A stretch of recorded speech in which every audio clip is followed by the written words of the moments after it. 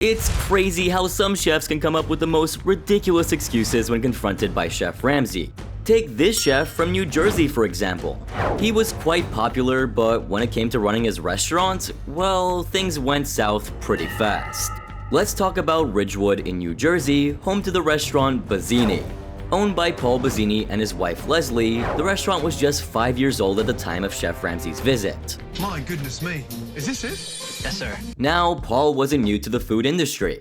He had been featured in several magazines and received tons of positive reviews throughout his career. What's more, he worked at Bazzini as an executive chef and customers couldn't stop raving about his food. He has been written up in several magazines with some very positive reviews. Right from the flavors to the texture, everything seemed to be on point. Paul was so moved by the praise that he bought the restaurant with the goal of taking it to new heights. You see, he thought that he had it in him, though he would make more as the owner than a mere employee. Well, it was an ambitious move to say the least, but sadly, it backfired. Paul never took into consideration that, as the owner, his responsibilities would extend way beyond the kitchen. Despite how he dedicated his entire life to cooking, the responsibility of actually running the business soon became overwhelming. Clearly what's going on with me in the kitchen is suffering. The restaurant had beaten him into the ground. His burning passion for food got lost in the midst of the chaos. I don't have any focus these days. I wake up in the morning and I say, what direction should I go in today? Should I cook? Should I shop? Paul was so used to praise that he simply couldn't handle the criticism. And as the complaints increased, he vented his frustration onto his staff. Unable to meet the demand, he decided to open the restaurant for limited hours in the evening. And what was his reason behind it?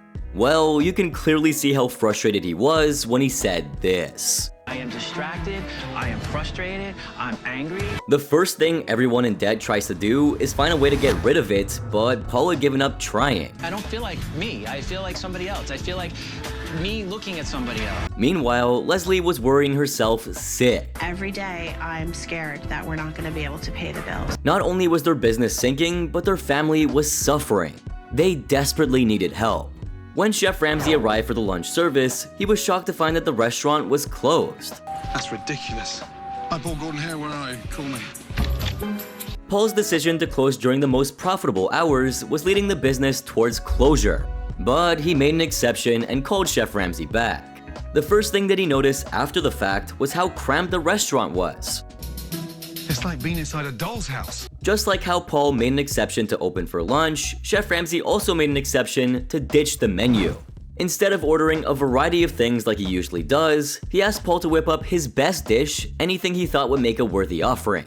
While Ramsay had his hopes high, he was served a plate full of disappointment. That's not normal for a chicken to be so hard. Yeah, that chicken was as hard as stone. I mean, that can't be your best effort, Paul, right? When Paul heard Chef Ramsay's criticism, he came up with the most absurd explanation. There is a classic, way to do it, but some people around here just don't like it that way. I'm sorry, what? Does he think people like to eat chicken that may as well be petrified? Or a bland and mushy risotto? In that case, why not keep things simple and just put baby food on the menu? Paul was so adamant that he actually said he didn't care about what Chef Ramsay had to say. Then why did you call him here in the first place? What's worse is that when Chef Ramsay criticized the fish for being tasteless and soggy, Paul gave a ridiculous excuse. We have an older clientele here. They like not too assertive things. Come on! Everyone loves good food regardless of their age. Chef Ramsay couldn't believe it because, as a seasoned chef, Paul should have known better. Surprisingly, Chef Ramsay actually enjoyed the dessert. Nice one, Paul, or should I say Sharon, their pastry chef, who actually made the dish. The famous chef couldn't stop praising it. First of all, that is delicious. Awesome. That's made with passion. And how do you think Paul reacted? He simply couldn't stand that someone that wasn't him was being praised and appreciated. Good, glad you enjoyed it. Really good. It's never easy running a competitive business, but when you lose the passion for what you're doing, you just can't compete with everyone else. It's one thing to lose your passion, but losing patience is even worse. That's what happened to this next owner and self-taught chef who had probably never been in the same room as Patience. Up next, let's talk about Sebastian's in Toluca Lake, California. Sebastian Di Modica, who you can probably guess is the namesake of the place, bought the restaurant 2 years before filming. Speaking of filming, Sebastian was a part-time actor, and trust me, he should have stuck to that because he clearly sucked as a chef. Don't believe me? Well, this is what Chef Ramsay thought about him. Shit chef and a dishonest one. He and his wife Nicole had invested $300,000 into the restaurant, and every other day they were losing more than they were earning. I'd say 90% of the time we are losing money. While he was definitely a bad chef, he was an even worse owner. I mean, just take a look at him here. This is filthy. This is ridiculous. The man barely had any patience, which is probably why he fired 49 people in just 2 years of running the business. And trust me, I guess those employees would have left anyway because nobody wants to work with an insane boss. And insane is exactly how I describe Sebastian's menu. Apparently, this concept drew customers into the restaurant, but I think it may have been the reason they've been hemorrhaging cash. But according to Sebastian, this is what he believed. Our menu, that concept that baffles you, that's what we're famous for. Look, I'm not gonna deny it, the menu did look impressive. With all of those pictures of food on display, it sure did look appetizing. But wait till you hear the concept behind it. What we have is 20 different combinations of marinades, toppings, and seasonings. 20 different combinations? How are you even supposed to keep track of what you ordered? I mean, that's just ridiculous. Out of everything that Chef Ramsay ordered, the New York strip looked nothing like a New York strip. I mean, what is this supposed to be? What an embarrassment to New York strip steak. To me, it looks like a beautiful piece of steak butchered into pieces. Chef Ramsay made sure not to mince his words with his feedback, including a signature Ramsay roast. I'm hoping that you can act because you clearly can't cook.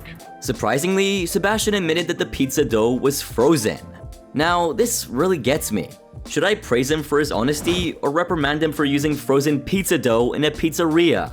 Sebastian dreamt of selling his specialty pizzas in supermarkets all over the world. But I really don't think anybody wants to eat something resembling this. Base is soggy, it's all watery.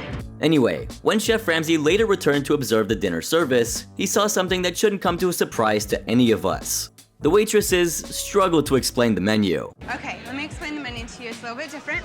There's 20 gourmet flavor combinations. Turns out pretty much all of the food was frozen. Nothing was made fresh, not even the sauce. Wait, so which part of this was gourmet as Sebastian claimed? The water? But wait, there's more. While one salad had a garnish of human hair in it, the rest of the food was so crappy that he had to comp $300 of it. As if he wasn't already pouring his profits down the drain. This man even had a wood-burning oven, and I don't have to tell you how good a pizza baked in one of those can be. But Sebastian never put it to use. When Chef Ramsay questioned the standards of his food, Sebastian claimed that quality wasn't important to him. Okay, so what was? You have to listen to this. I was hoping that this would be my launching pad for my name. How? Yup, all he really cared about was making a franchise out of his restaurant. That was his ultimate dream. Unlike this next owner, whose only dream was to own a restaurant. And once that happened, it took everything away from him. In Season 2, Episode 11, Chef Ramsay traveled all the way to LaGrange, Illinois to Cafe 36. Owned by Terry and Carol Gilmer, the restaurant was a dream come true for Terry, who always wanted to own a restaurant. My dream was to have my own restaurant and be my own boss. Finally, despite Carol's skepticism, the couple put their entire savings into opening their dream restaurant. But instead of raking in the profits, they only saw losses. You see, this restaurant had a rather unique problem. Terry was so passionate about the restaurant that he failed to delegate the work to anyone other than himself. I'll do the vacuuming, I'll clean the bathrooms, I'll get the bar stocked. That wasn't the only problem. You can add kitchen staff, food quality, sanitation, and the ever-growing wait times to that list. What's more, despite failing to draw in customers, the couple still managed to pay themselves a handsome salary off the back of their sinking business. When Chef Ramsay arrived, he was shocked to find that of the 85 seats they had, only 11 bookings were made for the lunch service. And Chef Ramsay got first-hand experience when the waiter told him this. I'm not a big fan of any crepes at all. Doug, it's a special. Hey, no. Now, tell me, would you honestly want to dine out at a place like this?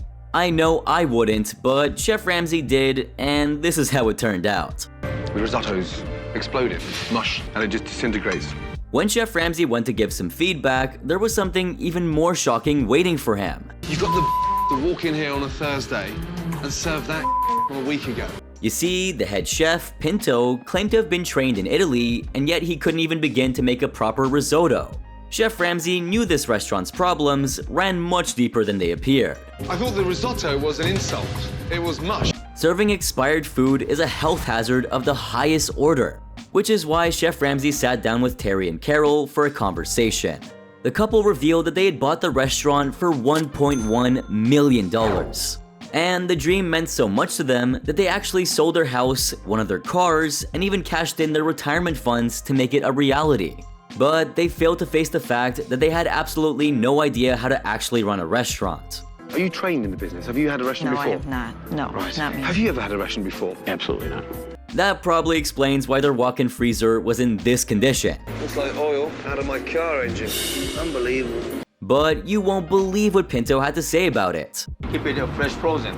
Fresh frozen? Yes, sir. There's no such thing. Damn, is this guy even a chef? How could he say something like that?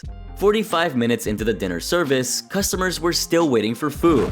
And of all things, Pinto picked out the most expensive vegetable, which also happened to be out of season, as the veggie of the day. As a chef, Pinto should have been really mindful about how to cut costs without sacrificing quality. But it looks like he was just serving up the worst of both worlds.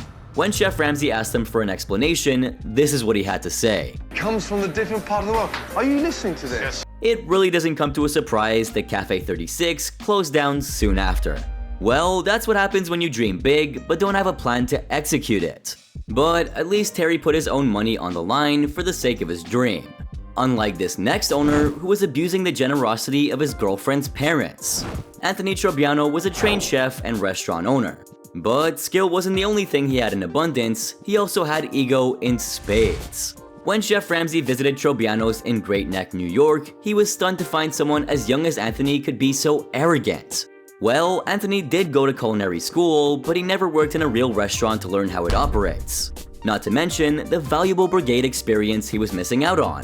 What he did instead was open his own restaurant immediately after graduation. And then I said to myself, why am I busting my ass for everybody when I could be doing it for myself? Tiffany was Anthony's girlfriend, and Joe and Pat, her parents, were not only funding the restaurant, but also worked there to keep things together. They were tired of pumping money into the business and found themselves over $500,000 in debt. When it comes down to running the business, it's really Anthony that runs it. When Chef Ramsay arrived, he mistook an early bird sign for a for sale sign. I'm sure several customers weren't even aware that the restaurant was open. To make things even worse, this little idea didn't even earn them any money in the first place. Well, what could you expect from someone who thinks that he knows it all? When Chef Ramsay sat down with all of them to get a deeper insight into the problem, he clearly understood that the root of it all was Anthony himself. I mean, just take a look at the arrogance of this guy. I felt I was ready, ambitious. I still do. Anthony's lack of experience was quite evident. The food was horrible, and there was nothing remotely Italian about it. As a chef, Anthony never even tasted his food before sending it out. Which makes me wonder, how the hell was he able to say that his food was so good? I know I'm a great chef. I don't think he knew what he was talking. Later that night, Chef Ramsay came back to inspect the kitchen, and what he found was disgusting. Had a food inspector visited in place of Ramsay, the restaurant would have been shut down after seeing this. Look at that. The floor is caked with grime. Anthony thought that the maintenance of the kitchen wasn't even part of his job as an owner and executive chef, so we shouldn't expect anything less from him. Oh, they're asked to do it every day, the staff. He would have learned that had he worked at a real restaurant before starting his own. At least, he wouldn't have treated his employees like they were his servants. It's a shame that Tiffany and her parents got stuck with someone as undeserving as Anthony. But there's nothing worse than a bright legacy crashing and burning. When Chef Ramsay visited the Seascape Inn in Islip, New York, one of the oldest restaurants on Long Island, he was shocked to see the level of mismanagement going on in the place. Owned by Irene and her son Peter, the restaurant first opened in 1962 and was soon bustling with customers. Doing 300 covers on a Saturday night, and the place was alive and everybody was smiling. But when Peter's father handed the reins of the business over to him, things immediately went south. Tell him to get out of here. What's the big deal? Close the fucking doors if you don't like him. Peter soon found himself in need of $1 million to just keep the restaurant going. The structure of the building definitely wasn't in great shape either. A foul smell wafted over the entire dining room. You won't believe what was causing it. It's a really bad smell in here. Sewage. Yikes. Now imagine how bad things had to be for the waitress to say this. I can't believe people come in here. Now, wait. Before you start judging her, let me tell you that she didn't say this without good reason. Because the food was awful. Strange taste inside. They're definitely not fresh. To think that Chef Doug, who has 38 years of experience, would cook something as nasty as this left Chef Ramsay shocked. Doug didn't seem too pleased with having him around after he gave his feedback. Gordon Ramsay coming here, to me, it's a slap in the face. Well, the owners wouldn't have been in such a dire situation had Doug not lost his passion for food over the years. During the dinner service, Chef Ramsay noticed that most of the customers had issues with the food. It was either too cold or undercooked, and one of the customers even claimed that the pot roast was burnt. While Doug definitely didn't take charge, Peter didn't have the courage to take control. Even when a chef dropped an entire can of tomato sauce on the floor, Peter was so scared to confront them. And Chef Ramsay couldn't believe it. How fucking can you walk past that shit? Pay them to work in it. But we're not done yet. Because when Chef Ramsay asked Peter to do something about it, instead of schooling his staff, this is what he did. Oh no, he's got a mop. Yeah, Peter walked right in to clean the mess himself. Well, there's nothing wrong with cleaning, but it's more important to delegate the work and get things done as a boss. The problem here was that the employees had already gotten wind of Peter's weakness, and they were taking advantage of him. And I don't have to tell you what happens when the staff don't take their job seriously. When Chef Ramsay took a deeper look into the place, he found that the walls were coated with layers and layers of grease and grime. The pesto that was served to him during the tasting was separated, and this was a major health code violation. God, when was that cleaned? It's no joke, that kind of contamination could really hurt someone. When Chef Ramsay asked Peter about the maintenance, he shamelessly told him that they scrubbed everything every single week. How could anyone buy that lie when this is how filthy the place was? Doug, look under there! Why have we got product in there? After everything that Chef Ramsay had seen, despite 20 tables being booked for the night, he decided to shut the kitchen down. There is absolutely no way food should leave a kitchen as filthy as this.